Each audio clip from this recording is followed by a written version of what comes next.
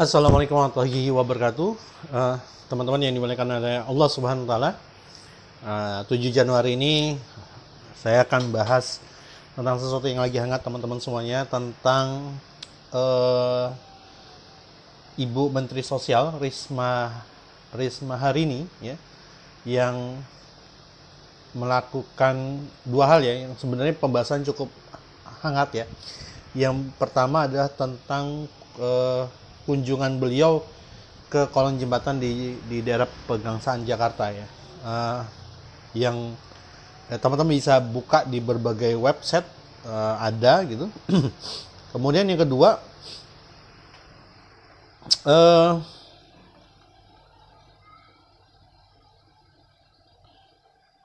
terkait dengan kunjungan Menteri Sosial juga Ibu Risma Harini ya, Ibu Tri Risma Harini di kawasan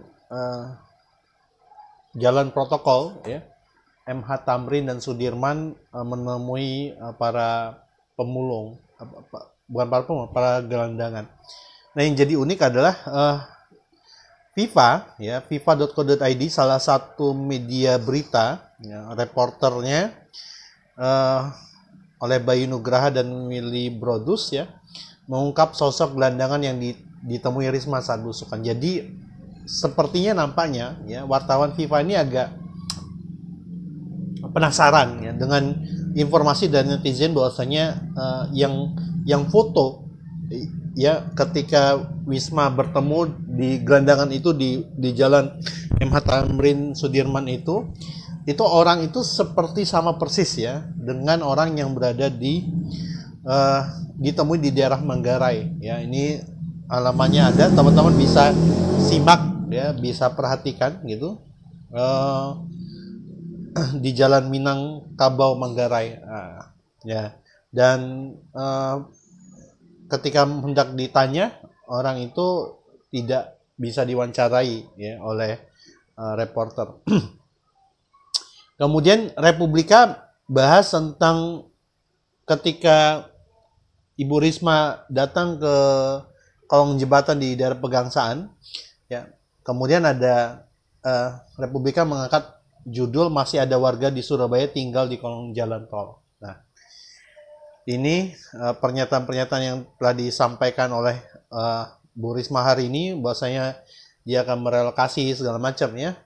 Dan ternyata tunawisma yang ada di kolong jembatan ini ya, teman-teman bisa buka di berbagai website berita, salah satunya Publika juga. Ternyata mereka hampir tidak pernah dikunjungi oleh Bu Risma selama Bu Risma menjadi wali kota Surabaya. Oke. Sebenarnya belusukan itu sesuatu hal yang lumrah menurut saya sih gitu. Jadi kalau kita pengen tahu apakah misalnya gelandangan ini betul, kalau teman-teman yang pekerja nih, jujur aja yang orang Jakarta ya, yang Sudirman Tamrin, kantornya di Sudirman Tamrin, perhatikan ada nggak memang sosok gelandangan di sana, di jalan utama protokol ya.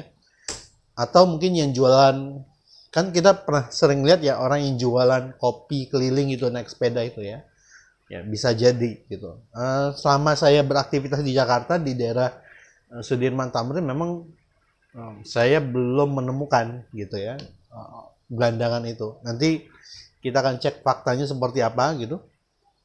Dan sebenarnya gampang aja sih sebenarnya. CCTV Jakarta itu banyak sekali. Kalau mau jujur, mau dipantau, bisa Pemprov buka-bukaan, itu luar biasa. Kita akan ketahuan apakah ini ada sebuah drama atau ini sesuatu yang real, fakta real yang terjadi di ibu kota Jakarta.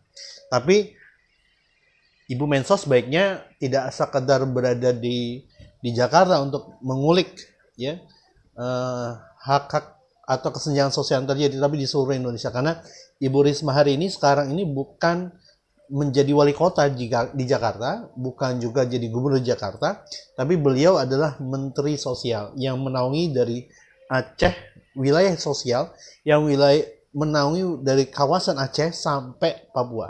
Nah, itu kesenjangan sosial terjadi di mana-mana.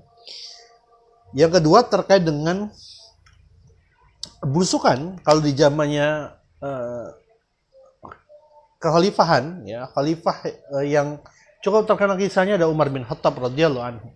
Ya. Jadi Umar bin Khattab itu belusukan itu atas dasar memang beliau adalah seorang Amirul Mukminin, seorang pemimpin di dalam Islam yang dia bertanggung jawab penuh atas apa yang terjadi terhadap kehidupan rakyatnya. Jadi kalau teman-teman baca Sirah Nabawi, kemudian juga baca juga